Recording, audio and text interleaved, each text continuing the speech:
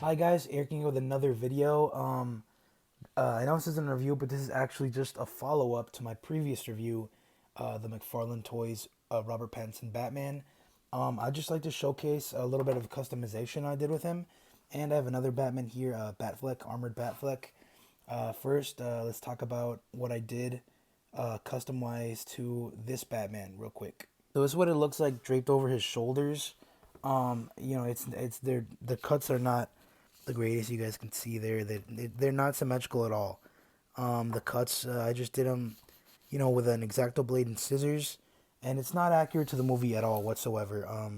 But I just like the way it looked, and like I was saying earlier, this thing is pretty long, and you guys can see the bottom. I'm telling you, this is just shoddy work. I did it because I was bored, but I like the way it turned out. I did leave the bottom all cut up like this because it gave him that like kind of battle damage look, kind of Arkham Endgame type of look, and I really did dig it.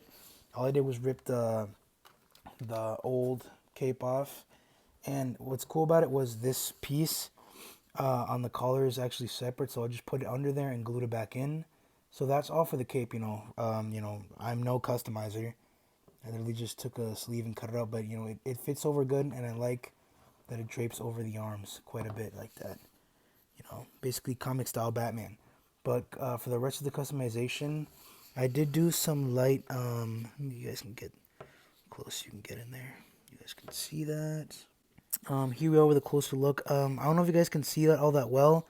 I did dry brush a little bit of black. You can see that just a little bit. Yeah, you can see it. It looks better in person. You can't really see it on camera because of the light. But I did dry brush some like black on there, like smoke damage. I did battle damage his chest armor just a little bit. Just took a hot knife and was just cutting into the plastic. Nothing too special. Same thing on the shoulder and the other shoulder bell. Yeah, that's basically all the customized I did like looks wise, and I did mod the chest articulation. You guys can see that. I did take a Dremel and pop them apart and just bored out a little bit farther, so he can go farther back now, and he can actually dip forward, which is what he couldn't do before. I did that for his torso and his waist piece, so now you can actually get some good crouching Batman poses he does in the movie. Yeah, so that is basically all I did on this Batman, and now we can get to work and look at the other Batman I did. So here are back with Batfleck Batman. Same thing I did. His cape was a little bit harder to do, but this is the original cape he came with. I just ripped it off. I did rip here. I did just cut it off. It was a little bit harder because I thought this piece on this cowl would come off. Turns out it doesn't. So I just literally the same shirt. I just cut it out, and you guys can see this is not the cleanest.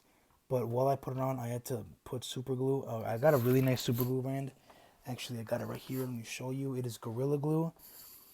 This stuff works so nice. It's probably the best super glue I've used. Super clean, and I put a little dab on there, and it's stuck. It's stuck on there right now.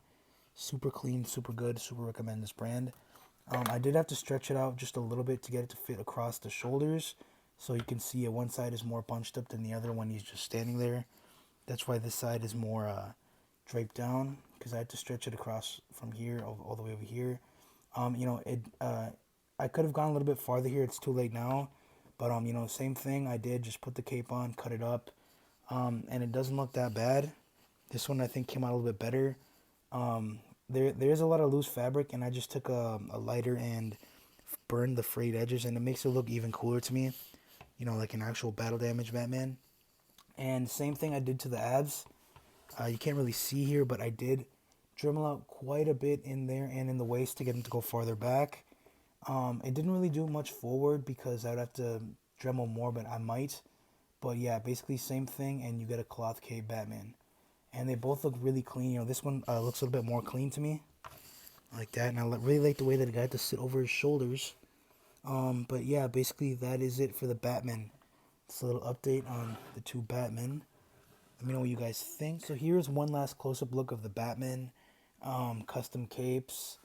Yeah, one little 360. I'm telling you guys, this is a super easy custom. I didn't think I had it in me, and it's just easier. And one thing I super recommend when modding Mcfarlane figures, always mod the torso, because you know you're gonna appreciate that extra articulation you get. Anyway, guys, that was the video. Just a little follow up to the McFarlane Batman. Anyway, guys, rate, comment, and subscribe.